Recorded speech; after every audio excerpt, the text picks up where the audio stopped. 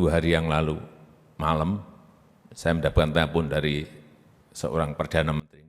Presiden Jokowi mengaku pernah ditelepon oleh Perdana Menteri sebuah negara yang mengemis-ngemis meminta minyak goreng kepada Indonesia.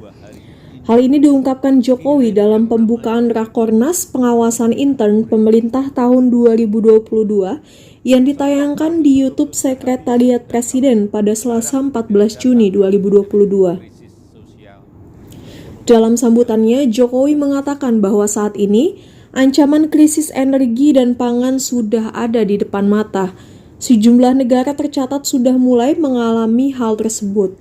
Maka dari itu, kata Jokowi, Indonesia juga harus betul-betul menyiapkan diri untuk stok pangan dan energi. Semuanya harus dikalkulasikan dengan benar. Apalagi saat ini 50% energi yang dimiliki Indonesia masih diimpor dari negara lain. Ancaman krisis pangan dan energi ini, kata Jokowi, harus bisa menjadi peluang Indonesia untuk mengambil peran. Apalagi Indonesia memiliki lahan yang cukup besar. Jokowi juga mengatakan bahwa peran Indonesia dalam hal pangan cukup diperhatikan oleh negara lain.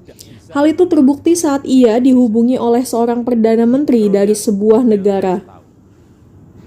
Saat itu, Perdana Menteri tersebut mengemis-ngemis kepada Indonesia agar bisa mengekspor minyak goreng ke negara tersebut.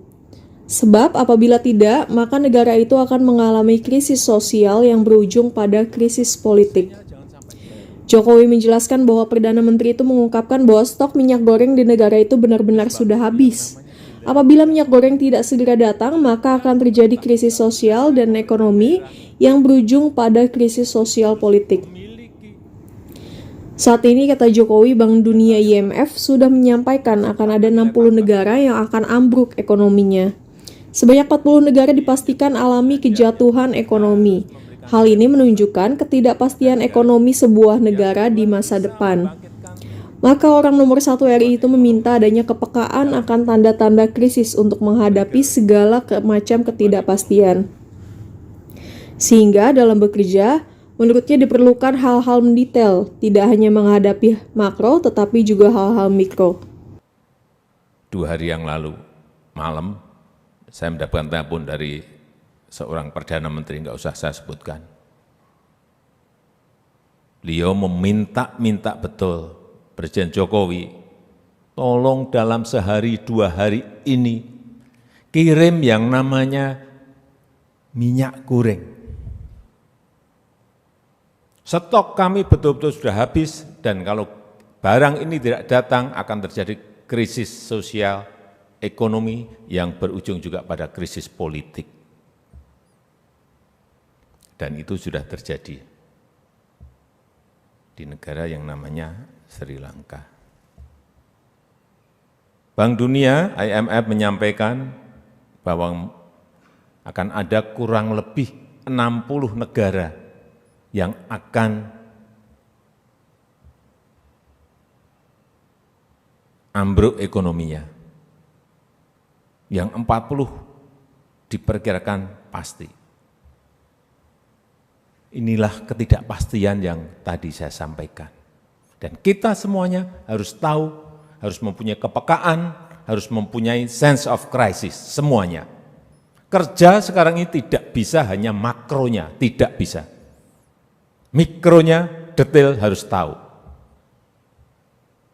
Inilah yang sering saya sampaikan ke Pak Ateh, ke Pak Kepala BPKP, Pak, detail ini dicek. Pak, tolong ini detail, saya dibantu. Untuk apa? Polosinya jangan sampai keliru. Oleh sebab itu yang namanya belanja pemerintah pusat, belanja pemerintah daerah, itu harus memiliki 3 hal yang penting. Menciptakan nilai tambah. Jangan hanya beli, belanja hanya belanja, harus memberikan nilai tambah pada negara ini.